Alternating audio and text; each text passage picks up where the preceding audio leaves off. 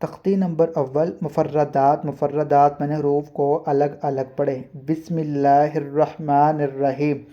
الف با تا سا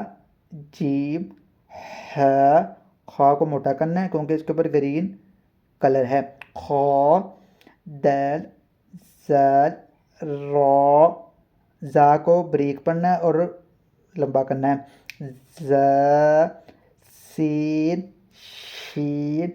سواد کو خا کی طرح پڑھنا ہے، موٹا کرنا ہے کیونکہ اس کے اوپر بھی گرین کلر ہے، صاد زواد تو ظا عین، گائن کو بھی خا کی طرح پڑھنا ہے، موٹا کرنا ہے، قائن، فا کو پڑھنا ہے با کی طرح لمبا کرنا ہے اور بریک پڑھنا ہے، فا، کاف کو موٹا، قوف کیف لام میم نون واو، ہا کو پڑھنا ہے خا کی طرح لمبا کرنا ہے، ح حمزہ یا